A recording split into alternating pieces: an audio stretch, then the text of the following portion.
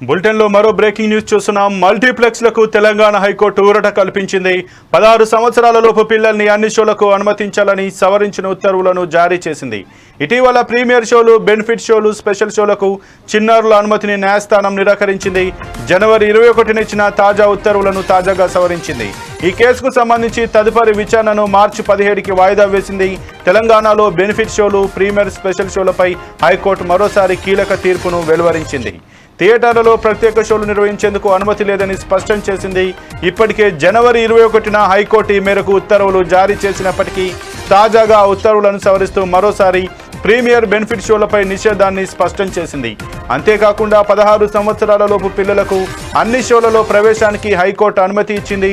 Cinema థియేటర్లలో షోలు ప్రదర్శించడంలో cinematography చట్టాన్ని పాటించాల్సిందిగా ప్రభుత్వాన్ని ఇప్పటికే హైకోర్టు ఆదేశించింది.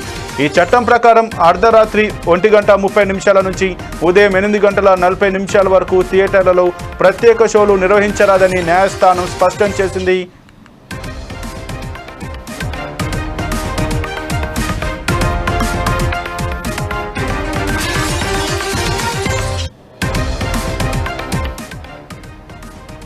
ఇక ఇదే అంశానికి సంబంధించి మరింత సమాచారం మా ప్రతినిధి సంపత్ అందిస్తారు. సంపత్, చెప్పండి. తెలంగాణ హైకోర్టు అయితే సినిమా ఇండస్ట్రీకి అయితే ఒక ఉపశమనం కల్పించేటువంటి అంశాన్ని అయితే చెప్పినట్టుగా తెలిసింది.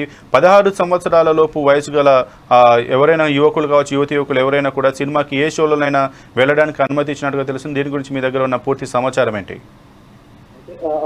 మల్టీప్లెక్స్లకు తెలంగాణ హైకోర్టు ఊరట కల్పించాలని చెప్పాలి. అయితే 16 సంవత్సరాలకు పిల్లలకు అన్ని షోలకు అనుమతించాలని సవరించే ఉత్తర్వులు జారీ చేస్తుంది. అయితే ఇటీవల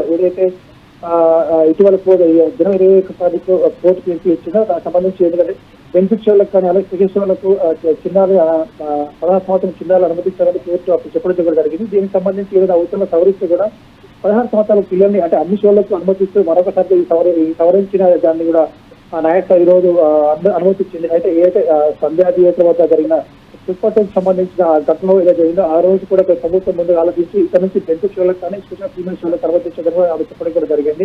ఆ నేపథ్యంలో కోర్టు కూడా 16 సంవత్సరాలు పిల్లలకు కూడా అనుమతి ఇవ్వచ్చు కూడా ఆ రోజు చెప్పడం కూడా జరిగింది. జనవరి 21వ తారీఖు చెప్పడం కూడా జరిగింది.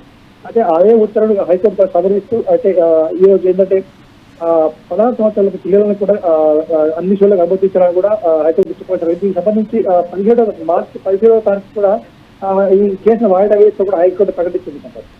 అయితే సంపత్, మరి ఇప్పుడు ఏదైతే ఈ బెనిఫిట్ షోలు కావచ్చు, అలాగే ఏదైతే సినిమాకు టికెట్ హైకింగ్స్ కావచ్చు, మిగతా వాటి గురించి కూడా న్యాయస్థానం అయితే అలాగనే తీర్పునైతే ఉంచినట్టు కేవలం 16 సంవత్సరాల లోపు పిల్లలకు మాత్రమే అనుమతినిస్తూ మళ్ళీ మార్చి 17కి దీనికి సంబంధించి పూర్తి విచారణకు సంబంధించి చేసేటువంటి అవకాశం ఉన్నట్టుగానే చెప్పింది.